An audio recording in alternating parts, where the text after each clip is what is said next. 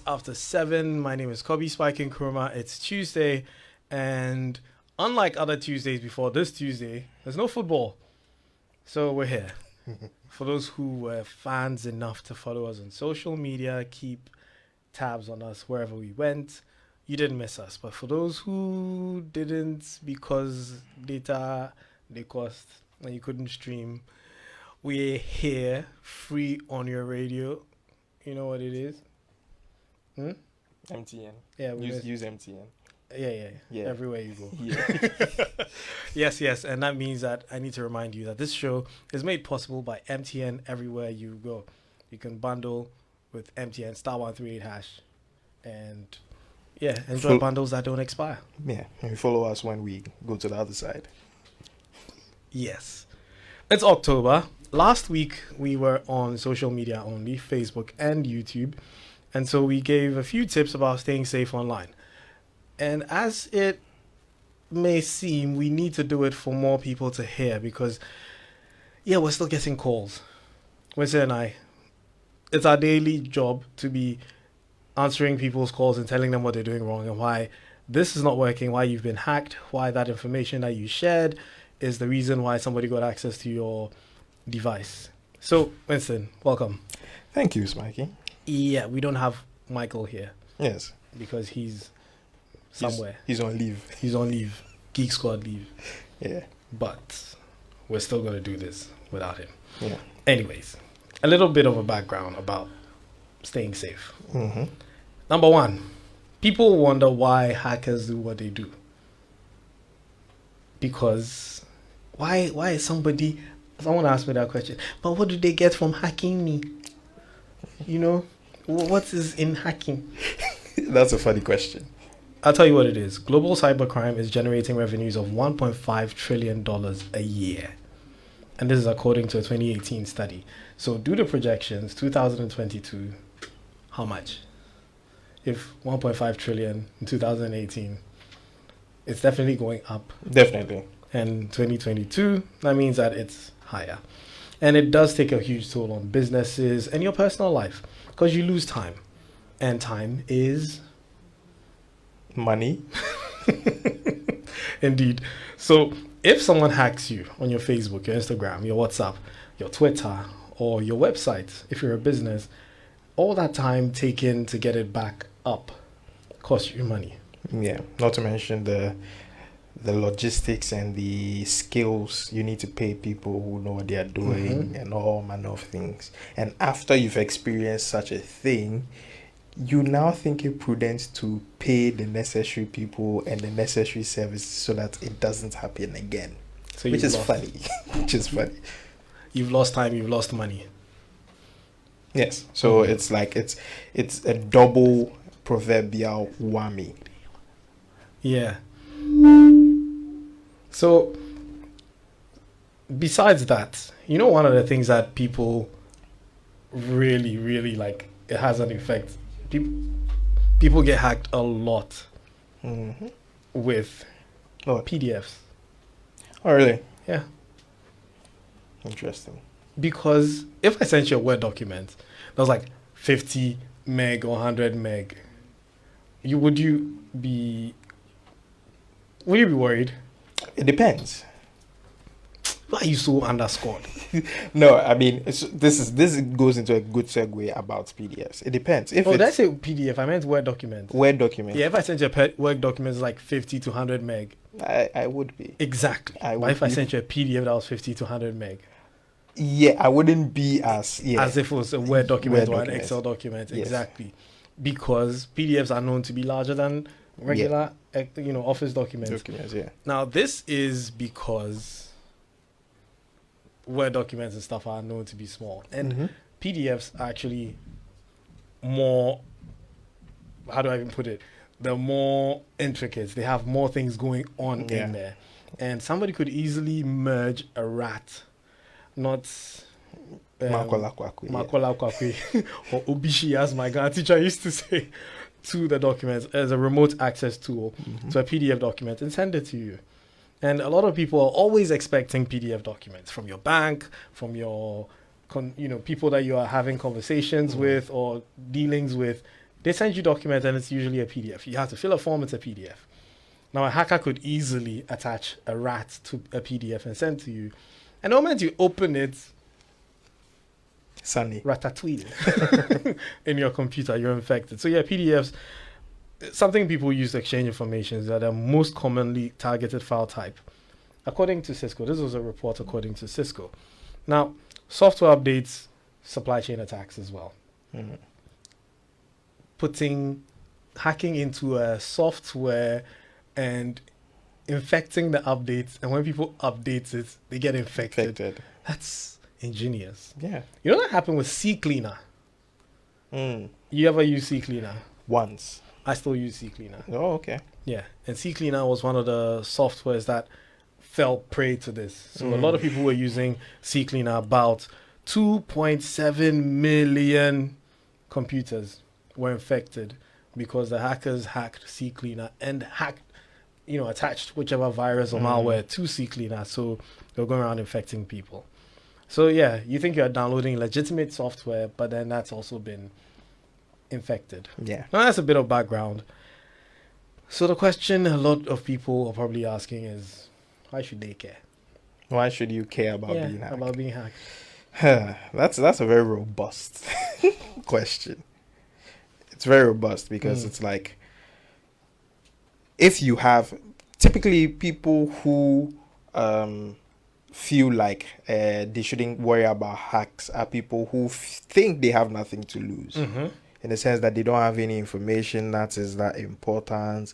They are not air quotes doing anything that is shady, that if it's brought to the light, it would be a problem. But hacks in general are just troublesome. Even just for the mere fact that you are giving the hacker training. His 1,000 hours, he's using you. If he gets into your system and he didn't get anything, he got experience. Yeah. He got experience points and he uses it on the next person. Yep. He got to try you. Yeah. And he got, because the harder it is for a hacker to break into a system, the more demotivated they are.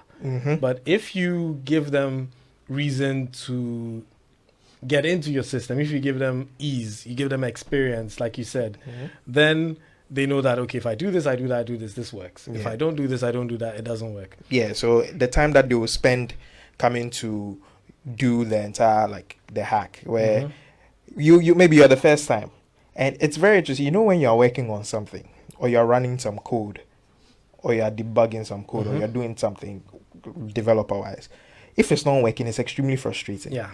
So after 1 week of trying to figure this out, when you figure it out, the elation, you become so happy that the project feels like the best thing ever again. And I'm sure that's how many hackers feel. Because at the end of the day, after going through that 1 week of no hack, and then he finally gets a hack, the next person is going to finish the person in 3 minutes because now he knows what worked. Yeah, this is true. He got that experience from using you as his guinea fowl, as his test bench. So he moves on to that. Now, what a lot of people also don't realize that Abuebi Bekawa. No, Frantuma. Most hackers are closer than we can imagine.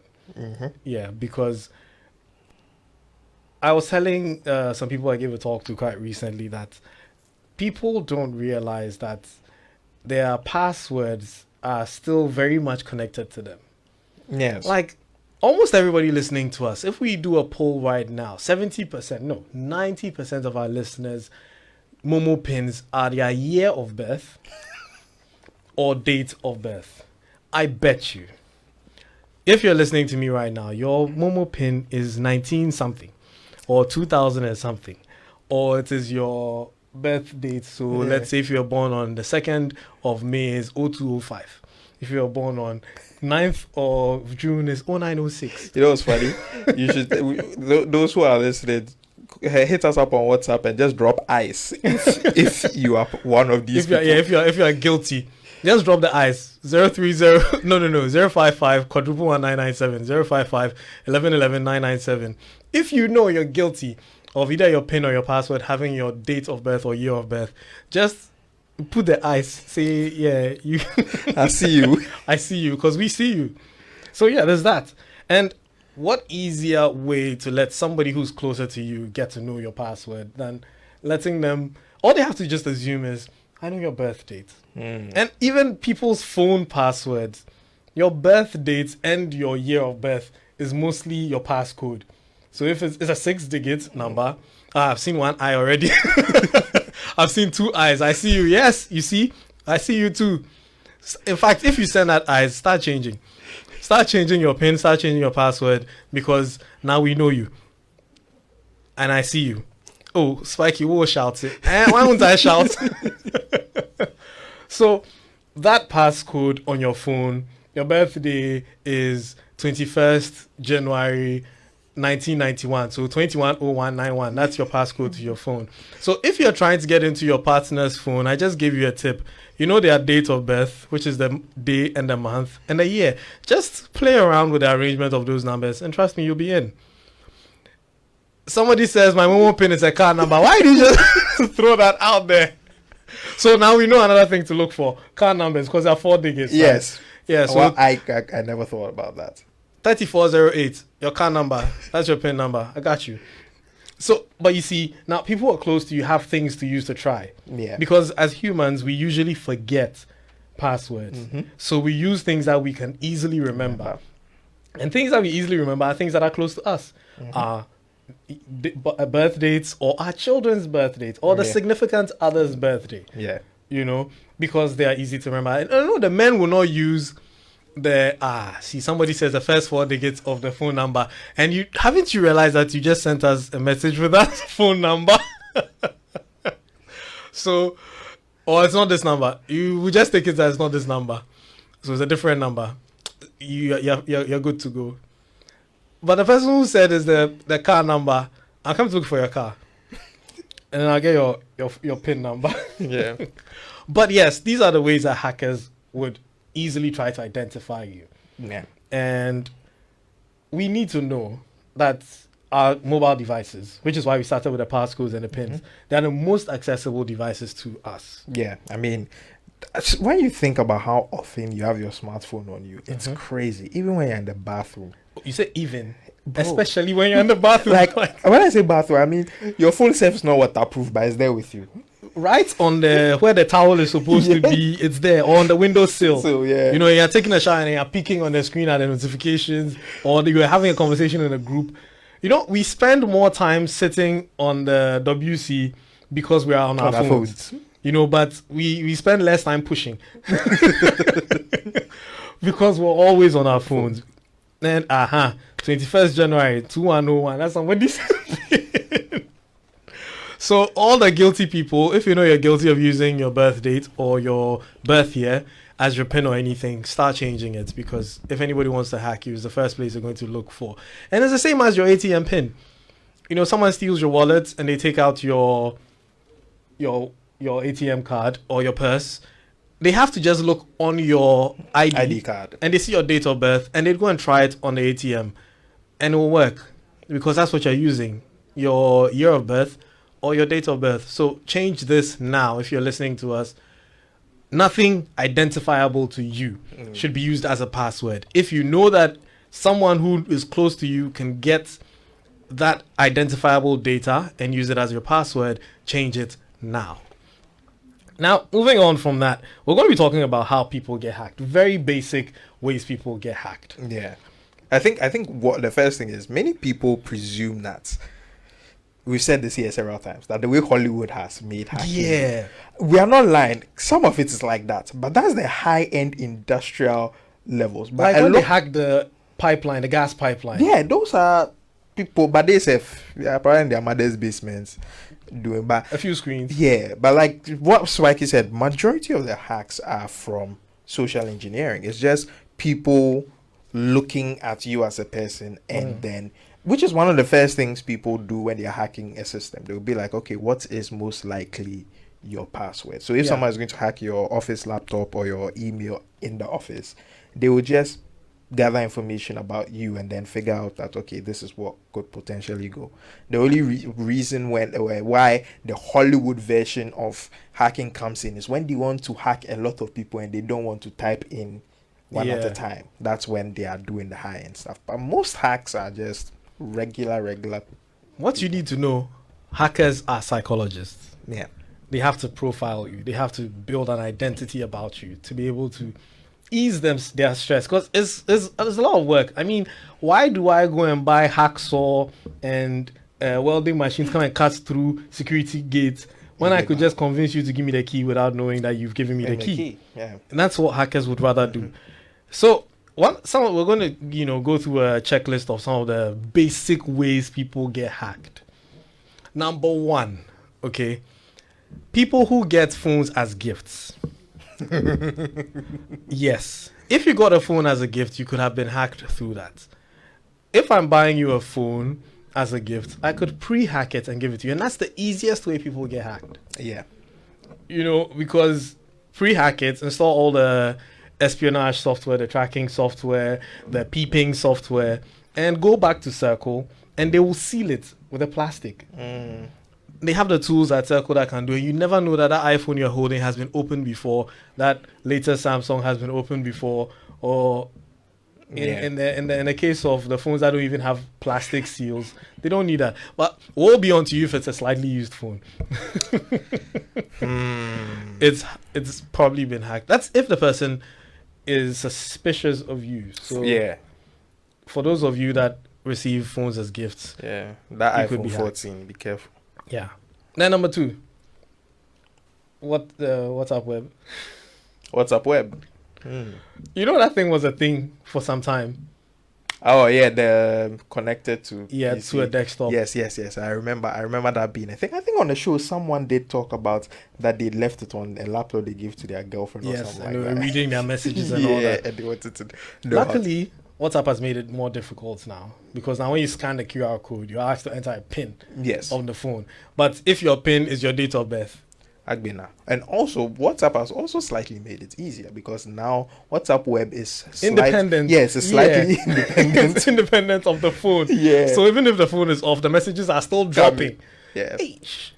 But some people would say, "Oh, but I don't use WhatsApp for my undercover things. I use Signal Or Telegram. or Telegram." Yeah. But they all have desktop versions. Unfortunately, WhatsApp would actually let you know if you have the desktop version running, WhatsApp Yes. web running. It will Yeah. let you know. Signal doesn't. Mm. Telegram doesn't. Viber doesn't. None of these other. I hear Viber chill. Charlie, Viber day. They Somebody vibe. constantly they vibe me on Viber. Multimedia people know who I'm talking about.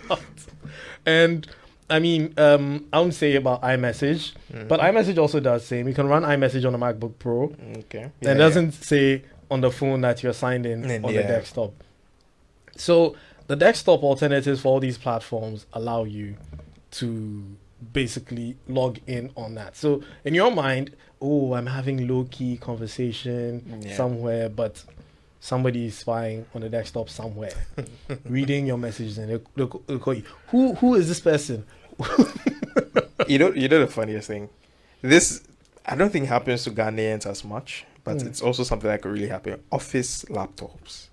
See, they are not meant for your WhatsApp and things. They're not meant for personal work. Don't touch it with any of your because if it's time to collect the laptop and you forget, that's free access. All your data is on there. Yeah, that's just free access. No, but this is very interesting that you mentioned this, because deeper into this conversation, we'll talk about how deleted stuff is not actually deleted. Where people think, oh, I deleted it. Did you? Did you really? About that. So, and now, I saw this, Mr. Who's the Boss did a video on YouTube talking about the USB cables that can hack. Yes. Yeah.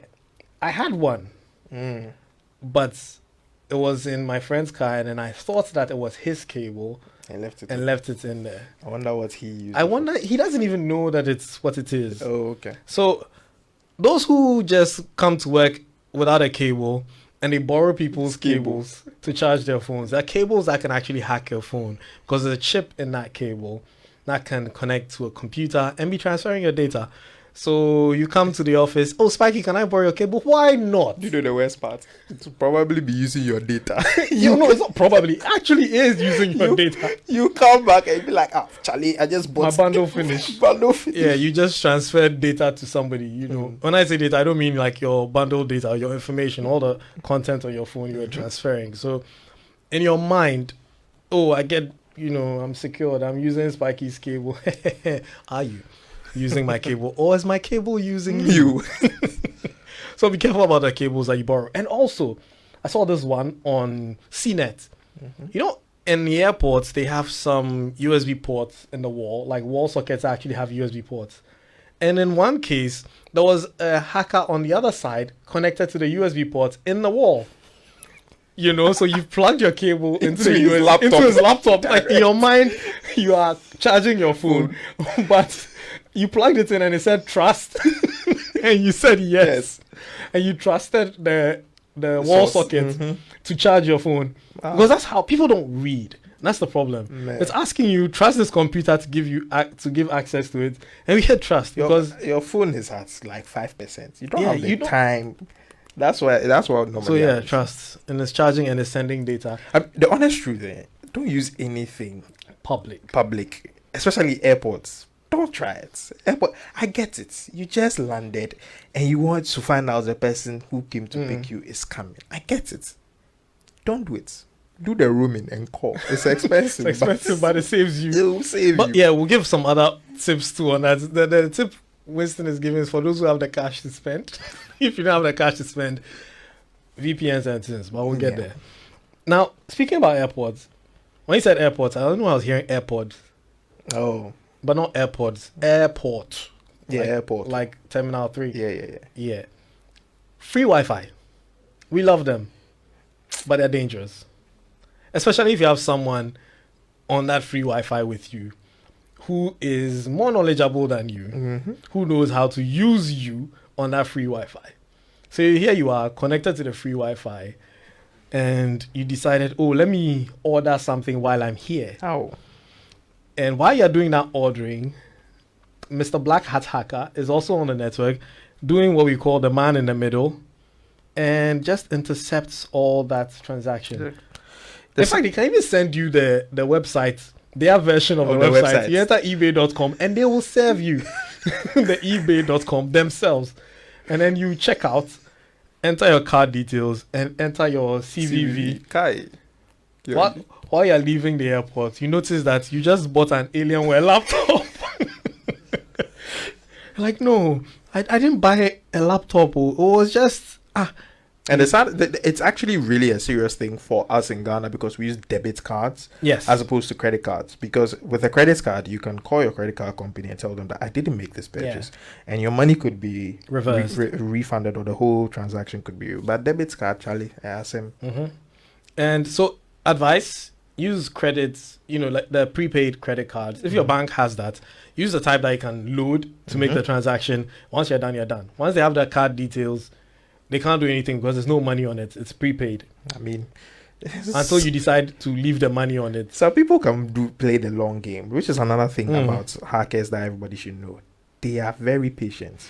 It's it being job. Yeah, his job is to be patient. So that thing that you think that, he tried once, he didn't get it. No. He's waiting. He's lurking. So open Wi-Fi. Another thing is, how I got... Let me confess. Once upon a time, my neighbor had Wi-Fi. I didn't. And this was my first ever, mid-tier to advanced level hack. Where I downloaded Kali Linux and used Aircrack NG and Evil Twin.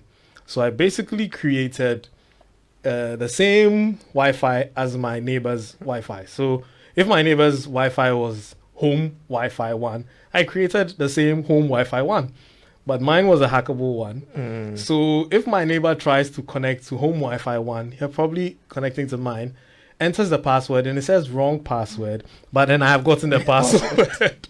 So then all I had to do now was when I got the password, I just keyed it into home Wi-Fi 1, the original one, and me and my neighbor were chilling his internet. I'm sorry, my neighbor, but at that time, And then I was a teenager, you know, and I didn't have internet. And you had, but I'm sure you were not finishing your quota. So I was helping you. I'm thinking about how internet data bundles used to work back Yeah, then. those days, the broadband. Yeah. I know they finish them. I help him. Yeah. You know, he contributed to my movie download catalog.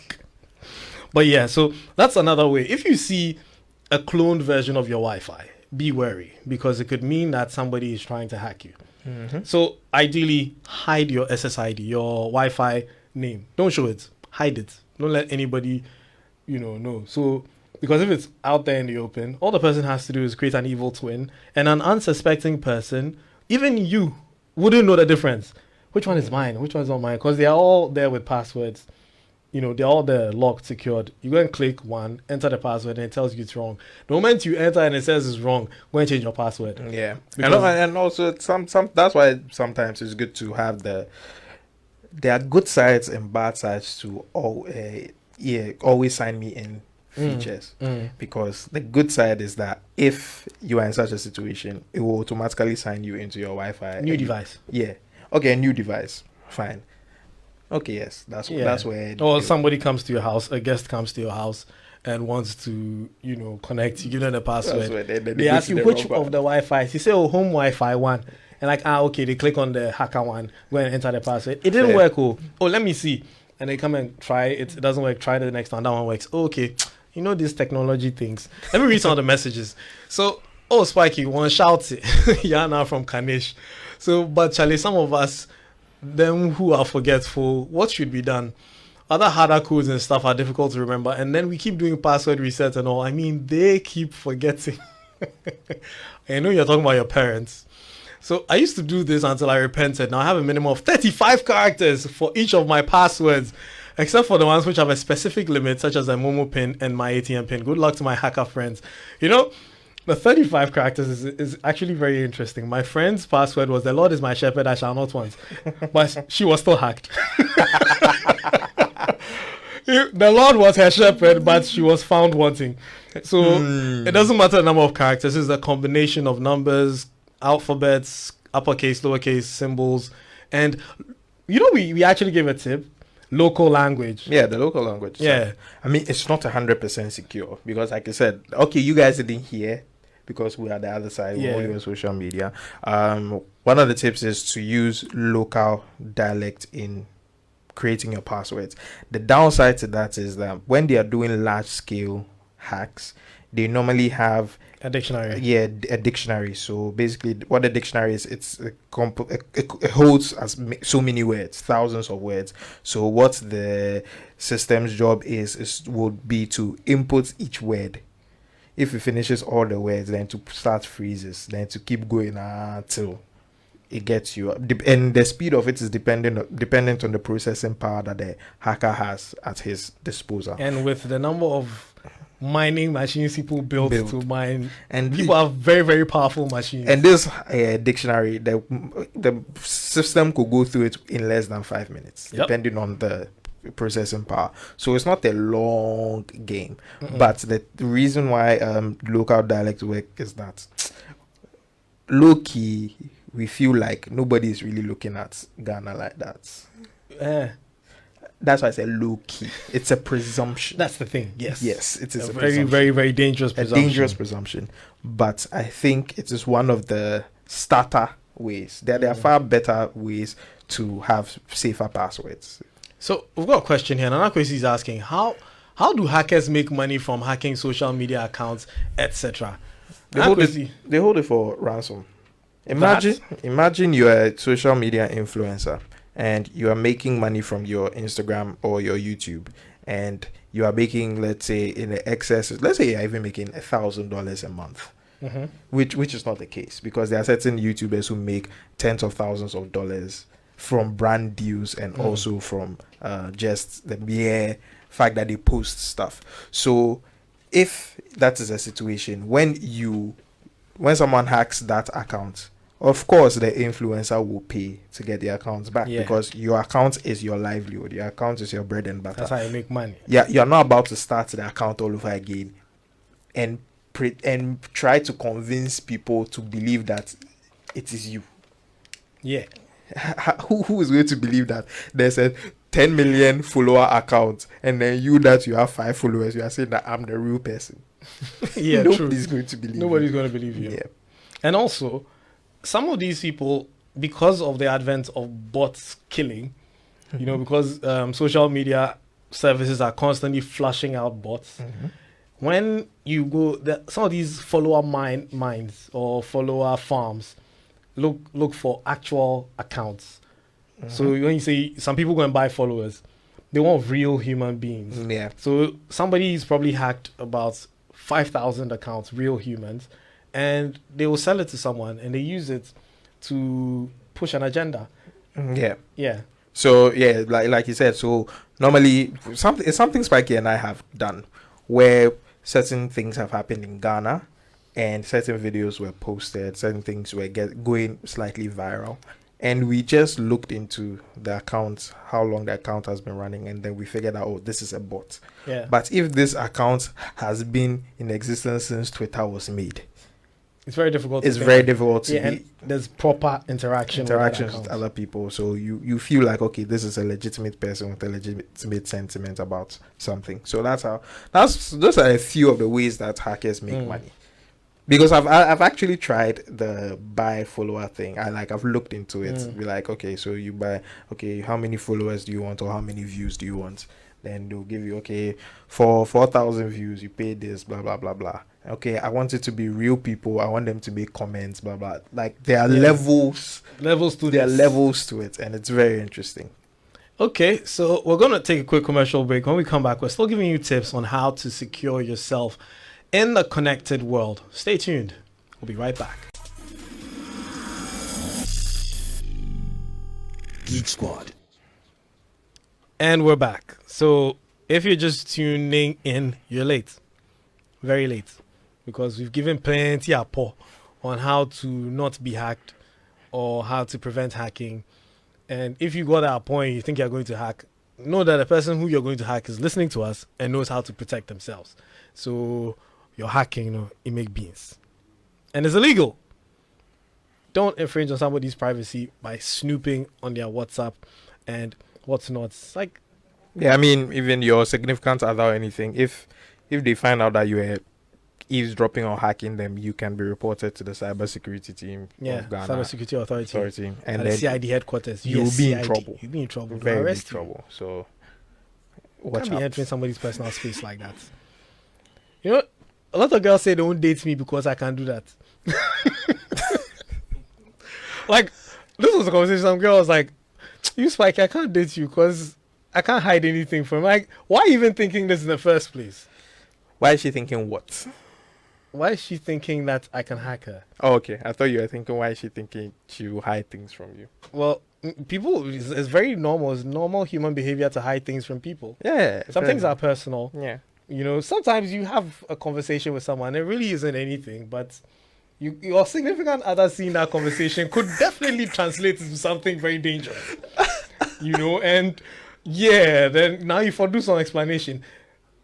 The honest truth is that I'm an advocate of your significant other's smartphone is their property. Until they hand it over to you, don't go snooping. If they hand it over to you, Steph, there's a limit to where you should go. We always talk about this all the time, where I give you my phone and then you want to look at the picture. Like, I've given you, look at this picture, then you are going to scroll.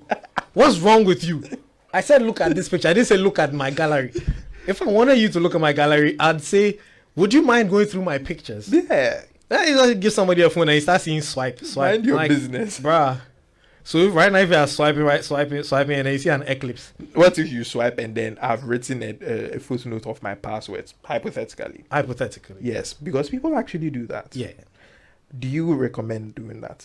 Because there are so many people who are talking about how it's very difficult for them to remember their passwords. So would you recommend writing your password? So if you're going to write your password, you must have a code that nobody even knows is a written password. Bro, that's even more work. Yes. No, but you see, if, for instance, let me give you an example of this code. So if your password is, let's say, your pet's name Mm-hmm. and something in addition, right? You could just write capital, let's say, if my pet is called Kwame.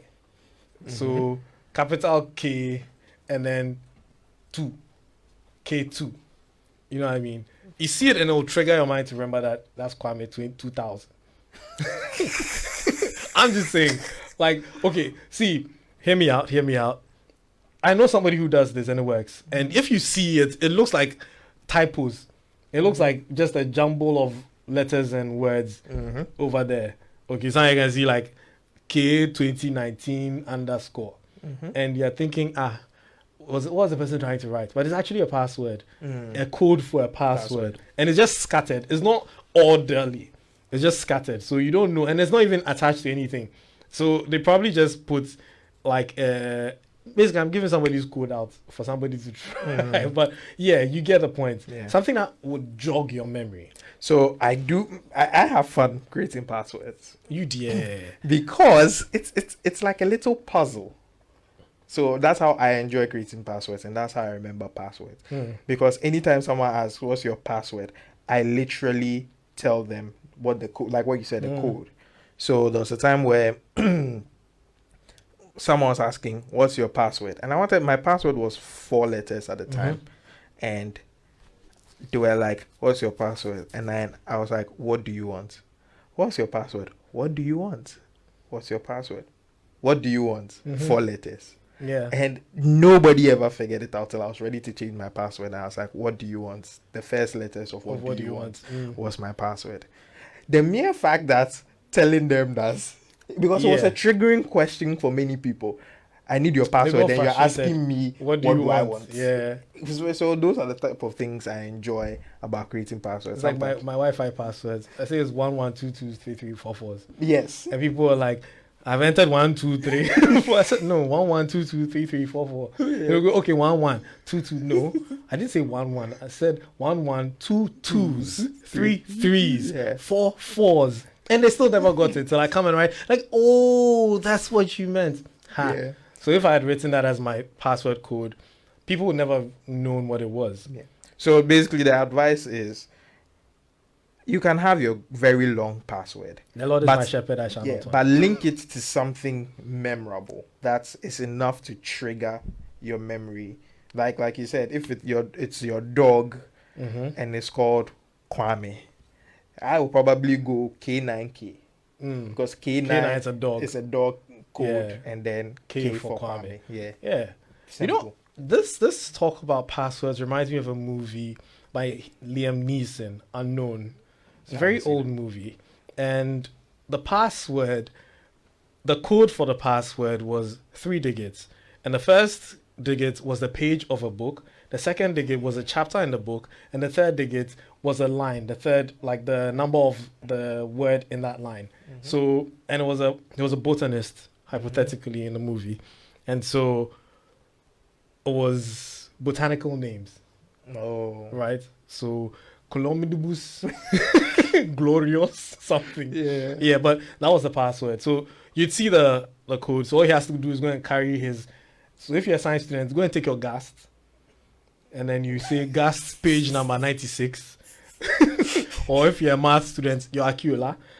Or even Bible. I mean, your favorite Bible verse. See, me, Bible verses or Bible quotations are one of the first things hackers target, especially in Ghana. We are very religious. No, I mean, not the whole verse, but like maybe you have a very favorite verse and there's a line in that verse that you like. So your code to that password will probably just be the chapter before, or maybe it's John 3:16 plus 1. That means your password is somewhere in John 4:16. But the thing, you see, people, if you're listening, we are giving these codes as examples. So Don't don't go waste and it. apply that one and then say, oh, Winston said John 3:16, so I do plus 1. Charlie, they'll put they out there. Just come up with it. Be ingenious. You know, something that you never, or it could even be lyrics to your favorite song. Alternatively, Google does offer Password. password generators. That one, that means that there's one password to rule them all. Lord Yes. of the Rings.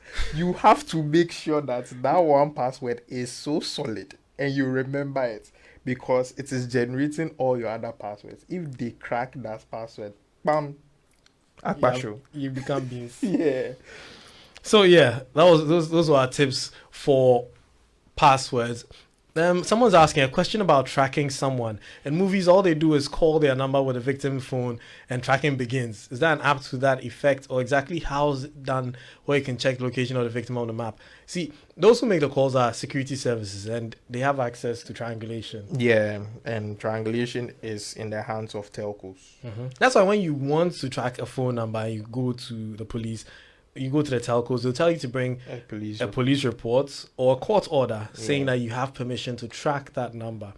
Because every phone reports to the cell towers. Yeah. So the telco can tell exactly where the phone is. Yeah.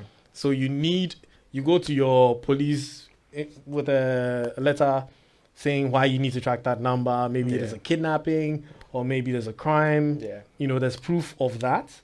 Then you get a court order. I don't know if you need to go that far, but I think you do. Yeah, it's normally a or just go to the cybersecurity authority with a good case and they can walk you through that whole process. Then they would get the telcos to pinpoint the location of the phone. So if you're a criminal, that's how the police can track you with a phone number. Then they will get you. So I was talking about people who like smartphones. People give out their phones easily. I'm done using my phone today. People wonder why they ask me for my old phones and I don't give them out. Like, you saw my post about my old phones, all my old phones you're the only person I've given one of my old phones to. Yeah. Very few people get my old phones because I know I can trust them if they discover my old data to keep them safe. Yeah. No, Mami AC, I'll give you my old phone. So, listen, deleted files are not really deleted, okay? If you ever copy something on your computer, see how long it takes. Versus when you're deleting it, it's almost instant because it wasn't really deleted. Your computer is just telling the real estate providers that this land is for sale, although there's a house on it. So the space that was occupied by a file is being told, the operating system is being told that, hey, this place is available. So if a new file comes, it can come and stay here. Yeah. Right? Then it's demolished when a new file comes. So if you're giving away your old computer or your old phone, your data could be recovered. Any advanced data recovery just needs to go and read the phone. Advanced K. Advanced is basically paid for. Yeah. Okay. When we say advanced, we mean paid for. Yeah. Free stuff, there's always a limit. Caveat. Yeah. But the person who can pay for, and it's not expensive. Yeah, because a few months ago, I went through a lot of data recovery stuff, and I recovered 2 terabytes of information in one night. It's fairly simple. Very simple. Very simple. I've recovered 6 terabytes. It's very exciting though, trying to figure out what the problem is and how to go about it. And like Spiky said, there was one time where I realized, which supports what you said about the real estate thing. So the only time where your device, besides using, so some of these paid softwares, they come with a feature of properly deleting everything of your wiping. The only way anybody can get that information is if they take it to the people who use laser scanners to watch there are some people who the data recovery, advanced data recovery, we are paying hundreds of thousands of dollars. So if you've lost about 10 Bitcoin on your hard drive, you can go and pay that one, because you know that when you get your 10 Bitcoin, you can pay. So that one is understand. Basically, what we're even saying is that deleting doesn't mean it's gone. It's gone. It's just a matter of how much money you have to get it back. Yeah. Or how much time. It's basically not necessarily compressed everything, but it's like Spiky said, your OS has just been told that this virtual space is empty now. Yeah. But it's actually not empty. Which goes into the whole conversation is what is the exact size of a drive? It was very exciting. But the thing is, every drive does have a capacity limit. That's why they are doing 1 terabyte. Because what happens is that it's telling the OS that, hide this space, it gets to a limit where some of those very old ones will really be forgotten. Yeah. Yeah. So it's like a memory, essentially. Yes. And So when you're giving phones away, you're giving computers away, either you do a proper secure wipe where the drive is overwritten countless times, or the phone is flashed countless times, factory reset countless times, so that no data recovery, unless the person, I mean you, and is willing to pay a lot of money to get that data, then yeah, know who you hand over your stuff to. And people receive some of these emails soliciting things, and we're getting into the festive season. Unfortunately, because of World Cup and stuff, we are going to be off again. So, final tip: during Christmas, you'll be getting things like emails and WhatsApp messages. The WhatsApp message will tell you that, oh, this company is giving out free something. Click on this link, share to 5 or 10 of your contacts, and you could win something. If someone sends you a link, links are very dangerous if you don't know where they're leading. Don't click on it. If it's in your email, check the sender email if it's coming officially. See, I think we have to do a proper explanation of this with visuals and diagrams. Because I just remembered something I went through, and just because I was able to research, I was able to avoid it. But I've also, not even the Christmas one, there's this message that's been going around where they're saying that we are offering 1,000 people employment, stuff like that. These messages are things that will ginger you to a call to action, because, Charlie... Yeah, and Canadian visa lottery. Canada doesn't even do visa lottery. Don't click that link. Anyways, we've run out of time. Thank you for staying with us. Thank you for joining us on this Tuesday on Geek Squad. Thank you very much, my producer, Prince Safo. Thank you, Kofi Hayford, for holding us down. Crispy. Thank you, Wesley, for coming. And we won't be around from next week. And when World Cup comes, we won't be around because of football. But we'll find a way to, educate you guys. Just stay tuned. Follow us on all our social media handles. At The Real Spiky, at Mr. Watcher, at Prince Safo. Everybody, and hashtag Geek Squad, Joy Geek Squad. Follow us on Telegram. t.me/Joy Geek Squad. My name is Kobe Spiky. Find me at The Real Spiky. I can't say catch you next week. Peace. Peace. Joy 99.